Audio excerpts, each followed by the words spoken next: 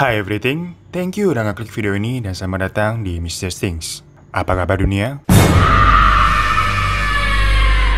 Geng, sebagai sekte anak mager dan malas ribet dan suka yang praktis-praktis aja, gue malas banget tuh sama yang namanya top up yang udah susah lama nggak terjamin lagi. Makanya nih, gue selalu ngandelin itemku, gengs. Yang mana di itemku ini merupakan pasar jual beli online terbesar dan terpercaya di Indonesia. Soalnya di sini kita bisa top up macem-macem sambil duduk rebahan aja gitu di rumah. Jujur, soalnya di sini tuh lengkap selengkap-lengkapnya. Pilihannya banyak banget. Mulai dari misalkan mau top up voucher, token listrik, beli-beli diamond, gamenya juga macam-macam banyak. Sampai layanan streaming dari berbagai platform, tinggal pilih aja udah. Gokil nggak nih? Lengkapnya nggak kira-kira? Nah, yang bikin happy lagi nih, kita bisa cuan karena selama bulan Mei ini di itemku itu lagi ada promo. Berani main kan? Yang diskonnya up to 50% untuk semua kategori dan jenis pembayaran. Langsung aja kita coba yuk, games. Kita mau top up game Mobile Legends. Kita cari aja di Mobile Legends. Di sini harganya ada banyak banget ya. Kita cari yang paling oke, yang ini aja nih.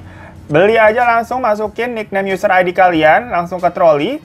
Nah, di sini langsung ke apply tuh kode voucher ya tadi kita dapat diskon jadi cuma segini. Murah banget kan? Bayar aja pakai nomor OVO kalian. Udah segampang, sepraktis dan secepat ini guys prosesnya. Jadi sekarang langsung catat aja ya. Kalau kalian mau top up berbagai kebutuhan, langsung larinya ke itemku aja. Nah, biar cepat kalian juga bisa klik link yang ada di bawah. Mumpung lagi ada promo nih, berani mainkan up to 50% selama bulan Mei ini. Jadi saatnya deh bikin yang basi jadi sabi. Mainkan dengan itemku. Korea KKN Desa Penari yang baru-baru ini aja dinobatkan menjadi film horor Indonesia sepanjang masa yang paling laris. Karena kemarin aja terakhir tembus 6 juta penonton. Yang menjadikan itu juga semacam sejarah baru dunia perfilman Indonesia ya. Dari orang-orang yang dulunya di tahun 2019 ngikutin banget tuh cerita di Twitter, sampai yang baru langsung nonton gitu mungkin gak pernah baca ceritanya, itu semuanya bertanya-tanya. Yang katanya kan ceritanya based on true story. Yang berarti hantu bernama Badara Wuhi itu beneran ada dong. Nah, emang siapa sih dia? Ya perkara filmnya aja booming, berarti kan artis-artisnya ini ikutan booming juga. Saya tanya, ikutan tenar, gengs. Jadi orang-orang ini nggak sekedar ngepoin misalkan siapa, Tisa Biani atau Megantara, melainkan pada ngepoin Badara Wuhi itu di dunia asli sebenarnya setan apa sih? Kok sebelum cerita KKN Desa Penari ini booming, kayaknya kita kagak pernah denger ya. Soalnya kan biasanya yang famous dan udah senior-senior, itu paling apa? Kunti, Wewe Gombel, Genderuwo, yang gitu-gitu kan. Nah, apakah Badara Wuhi ini adalah demi pendatang baru? Apa bagaimana begitu? Makanya yuk, di video kali ini kita kupas tuntas siapakah bibit, bebet, dan bobot dari Badara Wuhi. Tapi kita mau bahas-bahas aja di sini ya. Nah, udah ada suara-suara aneh tuh. Permisi-permisi aja gitu, kagak ngajak main. Jadi jangan suka ngide ya. Kita kagak lagi mau main nih. Baca dulu kali ya. Oke, jadi kalau dilihat dari versi di cerita KKN Desa Penari, Badara Wuhi ini tuh dikisahkan sebagai sosok penari berpakaian hijau yang cantik jelita, di mana dia merupakan penguasa sendang atau tempat mandi bagi para penari di sebuah hutan. Nah, tugas dari Badara Wuhi dan para penari lainnya ini adalah untuk menyenangkan para lelembut penjaga hutan, jadi menari di depan mereka gitu, menghibur. Yang sebenarnya berarti Badara Wuhi ini adalah seorang entertainer yang mungkin bisa dibilang idol di dunia lelembut. Jangan-jangan di dunia sana Badara Wuhi itu punya PC sama fanbase juga kali ya. Cuma walaupun secara kasat mata sosok Badara Wuhi ini tuh cantik ya, kayak cewek-cewek yang bisa menggoyahkan nafsu syahwat para lelaki, tetap aja sebenarnya kan dia bukan manusia, melainkan siluman ular, gengs. Karena wujud sebenarnya dia aslinya lah ular. Tapi buat anak-anak pada zaman dulu nih udah pada bangkotan, mungkin kalau dengar siluman ular tuh familiarnya sama Pai Su Chen. Yang siluman ular putih tuh sama Xiao Xing ya namanya ya. Yang siluman ular hijaunya jadul amat. Tapi kan mereka juga sama-sama siluman ular berwujud wanita cantik. Cuman kalau versi China-nya itu baik itu siluman. Lain halnya sama Badara Wuhi yang jatuhnya agak-agak antagonis nih dilihat-lihat, karena dia menginginkan tumbang. Terus gimana ceritanya sih? Kok bisa ini Badara Wuhi sampai milih job menjadi seorang penari di dunia lembut? Kenapa dia nggak milih jadi penyanyi aja gitu atau jadi wanita karir? Apakah profesinya itu adalah tuntutan keluarga yang padahal dia tidak sukai, terus jadinya dia murka dan menuntut tumbang? Yola itu cerita horor apa pengalaman pribadi ya? Nah, jadi menurut sumber beberapa yang telah gua baca, balik lagi tapi ini karena ceritanya dari dunia permistisan, jadi semua jatuhnya bisa dibilang legenda atau rumor aja kali ya. Soalnya kan kagak ada tuh yang bener-bener nginterview langsung atau podcast sama Badara Wuhi. Takut. Nah, pada zaman dulu ada sebuah kerajaan yang bernama Kadiri yang dipimpin oleh Raja Airlangga. Nah, kerajaan itu berperan dengan sebuah kelompok yang diketuai oleh Nidayu Datu Ranggaringdirah. Dan Nidayu ini waktu itu punya 5 murid ya lima-limanya nih sakti-sakti, gengs. Tapi walaupun jatuhnya murid-muridnya itu pada sakti-sakti semua, secara jumlah waktu perang, mereka kalah banyak. Jadi lama-lama kewalahan juga gitu istilahnya. Jadilah 5 muridnya itu pada kabur ke daerah timur Jawa. Mereka ini kaburnya sambil membawa ajaran-ajaran dari Nidayu yang sakti, geng, yang memang ditulis di atas daun lontar. Jadi kayak kitab jurus gitulah. Tapi kan ini zaman dulu eranya. Belum ada kertas tuh, gengs, buat nulis. Apalagi iPad. Jadi buat nulis-nulis tuh macam-macam jurus-jurus rahasia. Itu medianya adalah daun lontar. Karena mungkin daun lontar ini besar gitu daunnya. Jadi enak gitu buat nulis-nulis gede kayak layar iPad. Nah kalau nulis dari daun teh kecil susah gitu, mati ntar gereng. Nah pokoknya 4 dari 5 muridnya tadi kaburnya tuh pada ke Pulau Bali. Sementara ada 1 orang sisanya yang bernama Ratna Nareh. Larinya malah ke dalam hutan di Pulau Jawa. Jadi kelompoknya sebagian itu pada lari ke pantai, yang satu belok ke hutan. Pecahkan saja kelasnya biar rame no. Ya udah, berbekal dari belajar melalui ilmu yang tadi dari daun lontar ya, yang masing-masing memang mereka bawa, yang namanya Ratna Nareh tadi, itu berhasil mempelajarinya, geng, dan menjadi sosok yang lebih sakti lagi. Sebelumnya aja Ratna ini kan maksudnya udah sakti, kan 5-5-nya sakti tuh. Ditambah ini jurus baru nih, belajar jurus baru. Dari daun lontar itu menjadi makin sakti mandraguna. Berasa dapat skin diamond gitu, top up di itemku.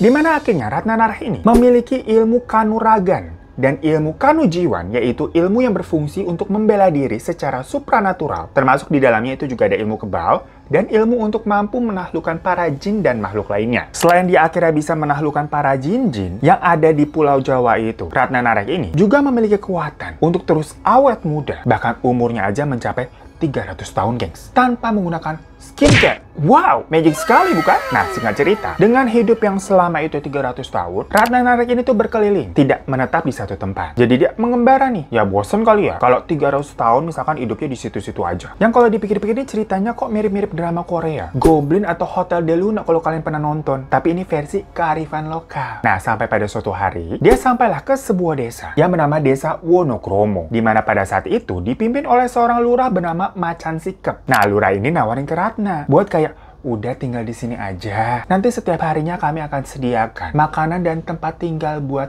Neng Ratna gitu. Mendapatkan tawaran seperti itu, Ratna kali berpikir nih, wah enak juga ya saya tinggal rebahan aja di tiap hari. Yang mana dia akhirnya setuju untuk menetap dan tinggal lebih lama di Desa Wonokromo tadi. Tapi gengs, di dunia ini tidak ada yang gratis. Kecuali subscribe di bawah ya. Gratis, bantu-bantu. Karena kan tadi mikir, enak banget tiap hari kita bisa rebahan doang gitu. Tapi kenyataannya, tidak semudah itu, kawan. Karena Pak Lurah ini nawarin makanan sama tempat tinggal itu tidak murni tulus dari hati, yang mana pasti ada maksud terselubungnya. Pastilah itu ada udang di balik bakwan. Karena ternyata si lurahnya itu kesemsem dan nafsu perkara melihat perawakannya Ratna kan yang cantik nih. Kulitnya juga mulus, badannya bagus. Pokoknya yahut lah. Jadilah si lurah ini tuh mengatur siasat. Gimana caranya supaya hasratnya nih bisa tersalurkan gitu mendapatkan Ratna. Akhirnya dia punya rencana. Saat malam hari tiba, dia sama para ajudannya itu akan datang ke tempat tinggalnya Ratna untuk menyekap dan memperkaos Ratna rame-rame gitu. Niatnya begitu. Itu udah jelek nih. Yang mana Pak Lurahnya kagak tahu aja. Kalau Ratna ini kan punya kekuatan sakti mandraguna. Dan sebenarnya juga umur udah tua. Kualat lupa. Bener aja, geng. Belum juga ngapa-ngapain si Ratna. Pak Lurah sama ajudannya tadi tuh yang pada mau nyekap, kepental gitu jauh banget. Dan akhirnya terbunuh. Setelah peristiwa terbunuhnya Lurah Macan Sikep ini, Ratna Nareh pun didaulat menjadi penggantinya jadi lurah dia di Desa Wonokromo. Jadi ini kayak macam cerita Game of Thrones. Nah, kebetulan di Desa Wonokromo itu terdapat hutan yang bernama Alas Danda. Di mana di situ terdapat tumpukan batu dan pohon beringin kembar di dekatnya yang oleh para warga sana tuh batu tersebut tadi disebut sebagai Watu Kumalasa. Selain itu, di hutan tersebut juga ada sendang atau air mata yang membentuk kolam bernama Sendang Sarpamara. Jadi semacam tempat mandi gitulah, gengs. Nah, 3 area tadi, yaitu pohon beringin, batu tumpuk, sama sendang mata air, semuanya sangatlah dikeramatkan sama warga desa situ. Kenapa? Soalnya area-area itu tuh dipercaya sebagai kerajaan gaib yang memang menguasai Alas Danda dan wilayah di sekitar Desa Wonokromo. Nah, di kerajaan gaib itu pun dipercaya terdapat gerbang yang menghubungkan keraton Pantai Selatan dengan keraton Pantai Utara. Widih,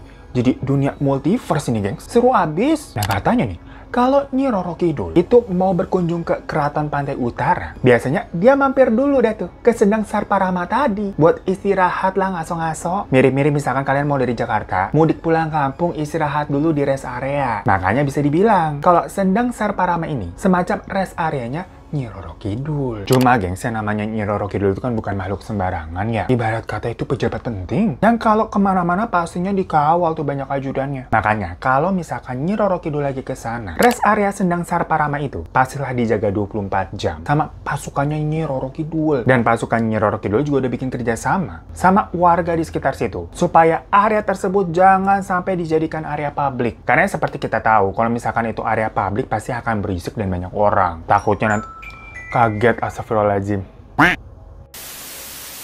Tadi sampai mana tuh? Tuh, kayak keberisikan begitu kan kalau dijadiin area publik, tau-tau ada orang, ada notif, atau pada selfie-selfie, pada main TikTok begitu, cover dance Korea, riweuh. Ya udah jadinya selama bertahun-tahun. Hal itu selalu dihargai dan diturutin sama para warga. Sampai akhirnya, pas Ratna Nareh ini berkuasa jadi lurah tadi kan, dia semacam nggak peduli tuh sama apa yang menjadi adat dan perjanjian di desa itu, gengs. Yang ada malahan si Ratna ini justru menggelar sebuah pentas tari gede-gedean yang diiringi gamelan di sandang tadi. Karena Ratna ini merasa dirinya kan sakti. Jadi dia nggak takut sama penunggu situ ataupun para penjaga-penjaga lelembut dari Nyi Roro Kidul kayak, alah kalian bisa gue kalahin gitu. Orang sebelumnya kan dia udah berkelana dari hutan ke hutan lainnya gitu kan. Hidupnya 300 tahun dan selama itu dia bisa tuh menaklukkan jin-jin yang dia temui. Hingga suatu hari Ratna Nareh ini menggelar acara tari seperti biasa ada tuh gede-gedean. Yang mana ternyata hal itu membuat para penjaga dari Nyi Roro Kidul merasa ditantang gengs oleh si Ratna ini karena dianggap tidak menghormati mereka. Jadilah para lelembut penjaga-penjaga dari Nyi Roro Kidul ini merasuki tubuh-tubuh dari penari-penari bawahannya Ratna. Yang mana mereka orang-orang desa ya, satu persatu tuh dirasukin. Dan akhirnya semuanya tuh menjalar sampai desa Wonokromonya ini musnah, gengs. Penduduknya juga udah pada nggak selamat jatuhnya. Dan ternyata kesaktiannya Ratna kalah sama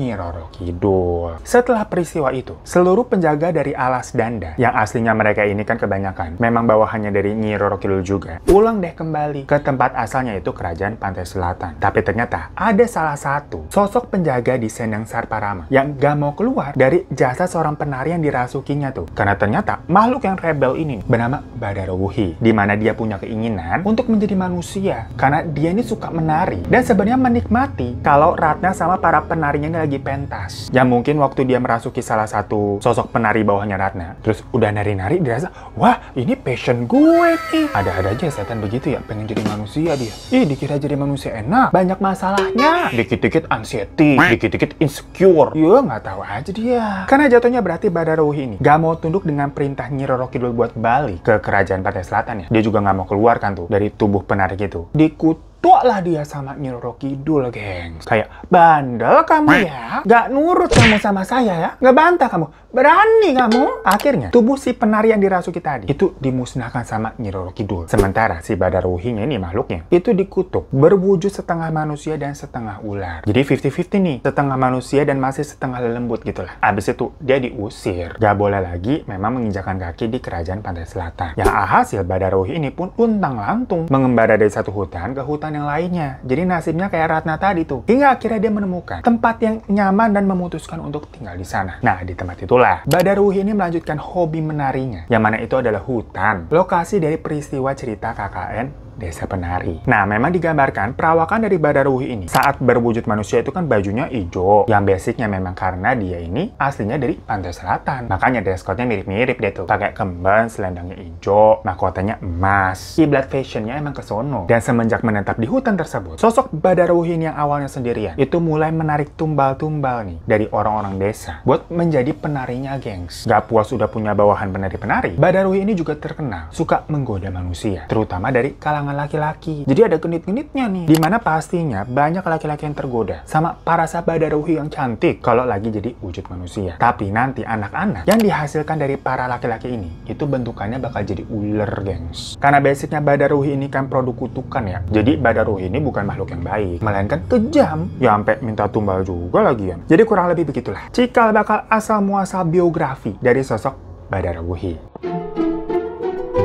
Nah, geng, sebenarnya sosok dedemit yang bertubuh setengah ular setengah manusia begitu gak cuman Badarawuhi doang. Dia lagi ngetren aja perkara KKN Desa Penari ini booming. Soalnya selain itu kan tadi ada Pai Sucen. Nah, ada lagi sebenarnya kayak Nyai Blorong, Naga Gini, atau Laode Wuna. Pada tahu nggak lu? Mereka ini sebenarnya udah eksis, sudah terkenal duluan. Ya istilahnya senior daripada Badarawuhi. Malah yang terkenal yang paling cantik itu sebenarnya Nyi Blorong, gengs. Tapi kalau Nyi Blorong itu kan wujudnya digambarkan sebagai wanita cantik bertubuh manusia dari pinggang ke atas aja. Sedangkan bagian bawahnya itu berwujud ular, jadi nggak full ya. Namun pada saat bulan purnama, kecantikan dan kesaktian dari Nyi Blorong itu bisa mencapai puncaknya, jadi dia bisa full jadi manusia. Tapi saat bulan mengecil, dia akan kembali lagi ke wujud aslinya malahan, yaitu ular raksasa secara full. Jadi udah kagak ada manusia-manusianya lagi. Ya ini ala-ala ular di sinetron Indosiar gue rasa. Nah, fun fact-nya lagi, Nyi Blorong sendiri itu merupakan pengikut sekaligus panglima dari Nyi Roro Kidul. Jadi istilahnya Nyi Blorong sama Badarwuhi itu hampir sama nih bawahannya Nyi Roro Kidul, jadi kenal mereka. Tapi konon katanya kalau Nyi Blorong ini itu memang ditugaskan untuk menyesatkan manusia biar nih manusia-manusia pada terjerumus dalam praktek pesugihan dan menjadikan manusia-manusia yang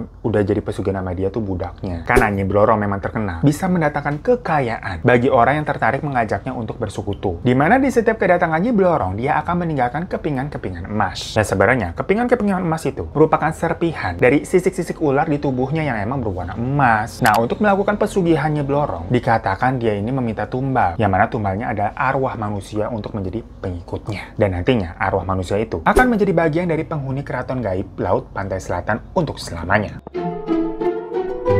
Selain Nyi Blorong, ada juga makhluk yang 11-12 bernama Nagagini. Pernah dengar cerita Harry Potter tentang Nagini itu yang ular? Asalnya ya dari sini. Nagagini adalah anak dari seorang dewa ular bernama Hyang Antaboga yang bertahta di bagian bumi lapis ketujuh. Di mana tuh lapis ketujuh? Mohon maaf, kita juga nggak tahu. Soalnya kan katanya memang bumi itu berlapis-lapis tuh bagiannya. Dan tiap lapisnya ada yang menghuni. Yang memang penghuninya jatuhnya makhluk gaib ya. Nagagini itu digambarkan sebagai wanita yang cantik jelita. Tapi karena yang namanya juga keturunan dewa ular ya. Jadi pada saat-saat tertentu nih, terutama kalau misalkan dia lagi marah gitu ala-ala cewek hari pertama kagak dikasih sebelah, dia bisa berubah tuh menjadi sosok ular yang sangat menyeramkan. Nah pada suatu hari, Nagagini ini cerita sama bapaknya. Katanya dia mimpi ketemu sama seorang satria tinggi, besar wajahnya tampan, bernama Raden Bratasena. Agak spesifik ya mimpinya ya. Sampai nama lengkapnya juga tahu gitu, Raden Bratasena. Dari situ Nagagini minta ayahnya buat nyari tuh orang yang namanya Raden Bratasena yang wujudnya kayak di mimpi kemarin deh pokoknya Pak. Nggak mau tahu pokoknya aku cari sampai dapat. Walaupun kita dengarnya ini Nagagini agak-agak halu apa gimana ya? Dia kayak menuntut banget nih khas wanita gitu. Nggak mau tahu, cari sampai dapat. Sang ayah yang basicnya emang udah sayang sama anaknya.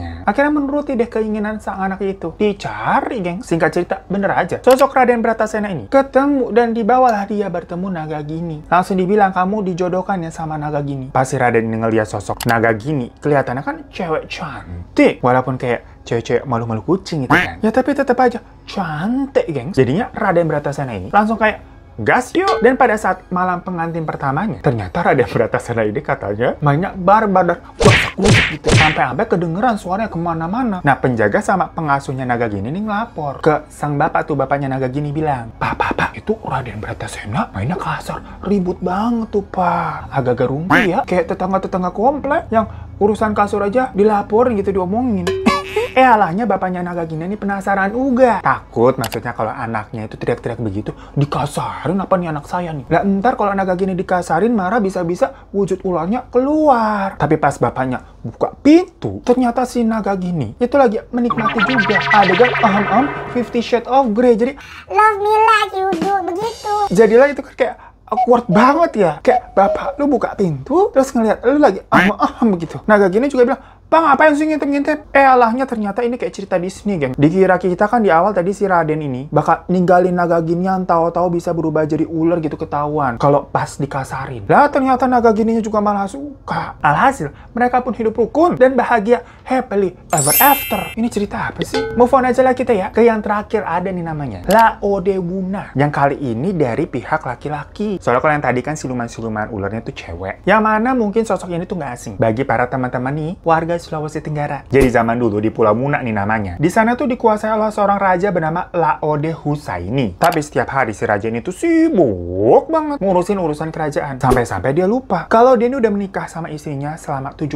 tahun. Tapi nggak punya anak. Jadinya dia nggak punya keturunan buat meneruskan tahtanya. Nah tiba-tiba datanglah saudagar dari Arab yang digadang-gadang memiliki kemampuan yang luar biasa. Yang namanya orang Arab kan. Akhirnya sang raja minta supaya saudagar Arab ini berdoa agar dia dan istrinya diberikan keturunan. Dan beraja nggak lama sang istri mengandung, geng. Nah sebelum pergi, saudagar Arab itu bilang kalau janin yang dikandung sama istrinya mungkin akan terlahir tidak sempurna karena kondisi sang istri yang memang sudah tua. Sampai 9 bulan kemudian dan hari melahirkan pun tiba, sang permaisuri ini berhasil melahirkan anak mereka yang diberi nama Laodewuna. Namun sayangnya, fisik Laodewuna itu persis seperti apa yang dikatakan sang saudagar Arab tadi, tidak sempurna. Karena Laodewuna ini berbadan setengah manusia dan setengah ular. Tapi mohon maaf nih, kalau setengah ular begitu, apa hubungannya sama kondisi istrinya udah tua? Kayak nggak nyambung juga ya. Ya udahlah pokoknya. Karena si ayahnya Laodewuna ini malu ya, punya anak fisiknya begitu. Jadilah dia sering ngunciin Laodewuna di dalam kamar, geng. Hal itu dilakukan supaya tamu-tamu kerajaan nggak tahu tentang keberadaan si anak ini. Belasan tahun berlalu, sang anak mulai tumbuh besar dan mulai menyukai wanita nih. Dia juga sering tuh godain dayang-dayang istana. Yang mana akhirnya Laodewuna ini bilang ke ayahnya kalau,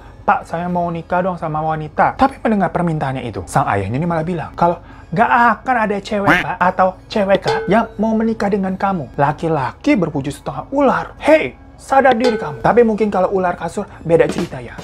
Nah, kayak bapak-bapak pos ronda gue bercandanya. Pokoknya dari situ Laodewuna diasingkan nih ke tempat lain dengan hanya dibekali 44 biji telur dan 44 ketupat. Nggak tahu tuh kenapa begitu tuh. Pokoknya di hari ke-40 sejak dia diasingkan tadi ya, tiba-tiba nih tubuhnya Laodewuna bercahaya dan dia terbang ke atas langit, di mana ternyata dia adalah dewa yang dititipkan di rahim sang permaisuri. Jadi istilahnya nih, itik buruk rupa berubah menjadi angsa cantik begitu. Dan sang raja berarti ini telah membuang emas yang segitu berharganya lah. Sampai masyarakat di sana tuh percaya bahwa Laodewuna masih hidup sampai sekarang dan menjadi penjaga bagi keberlangsungan Pulau Mina dan sekitarnya. Nah, buat teman-teman Sulawesi Tenggara yang tahu banget tentang legenda cerita ini, mungkin ada yang salah atau ada tambahan, langsung komen di bawah ya. Nah, itu tadi cerita kita mengenai siluman Badarwuhi, dan teman-temannya ada tuh yang jatuhnya sih mungkin bisa dibilang legenda ya. Anggap aja lu lagi denger dongeng sebelum tidur begitu. Percaya atau nggak percaya semuanya terserah kalian. Yang jelas, dari legenda-legenda yang kaya banget sama warisan budaya, itu banyak pelajarannya pasti yang bisa kita ambil lah. Dimana kita nih harus bisa saling menghargai norma-norma yang berlaku di setiap tempat. Sekali-sekali kita dengernya dongeng-dongeng lokal begini aja lah ya. Jangan Disney mulu. Ya, thank you semuanya. Jangan lupa untuk klik subscribe di bawah kalau belum. Kalau udah mah terima kasih. Karena subscribe itu adalah satu-satunya yang gratis di dunia ini. Jangan lupa juga minta like-nya ya. Sama follow Instagram gue @hirotadalivan. Sampai jumpa di kasus Mr. Sting selanjutnya. Assalamualaikum.